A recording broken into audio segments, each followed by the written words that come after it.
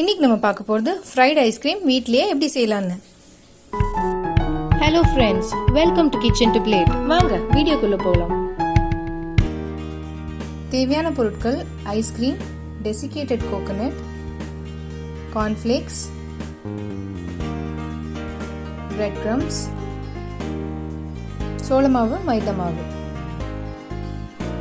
ஒரு பவுல்ல ஒரு ஷீட்டை ஸ்ப்ரெட் பண்ணிக்கோங்க.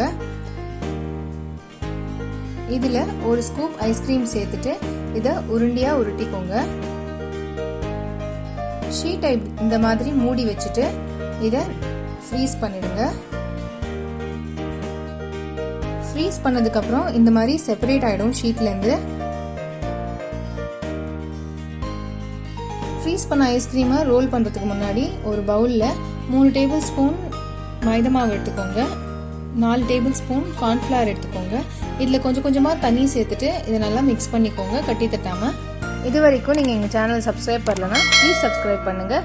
கூடவே அந்த பெல் ஐக்கானையும் தட்டி விட்டுருங்க. இந்த கார்ன்ஃப்ளவர் மைதா மாவு மிக்சர் வந்து ரொம்ப தண்ணியாக இருக்கக்கூடாது, கொஞ்சம் திக்காக இருந்தால் தான் இதில் கோட்டிங் நல்லா கிடைக்கும்.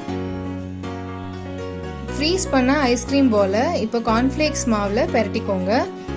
கார்ன்ஃப்ளேக்ஸை மிக்சியில் போட்டு அரைச்சா இந்த மாதிரி கார்ன்ஃப்ளேக்ஸ் மாவு கிடைக்கும். இதை ஒரு வாட்டி பெரட்டினதுக்கப்புறம் கார்ன்ஃப்ளவர் மைதா மாவு மிக்ஸில் இதை ஒரு வாட்டி டிப் பண்ணி எடுத்துக்கோங்க.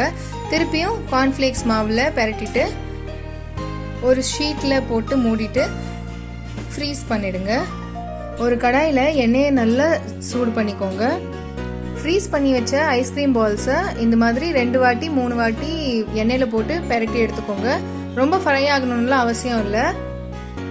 இதே மாதிரி ப்ராசஸ் டெசிகேட்டட் கோகோனட் வச்சு அப்புறம் பிரெட் கிரம்ஸ் வச்சும் செய்யலாம்.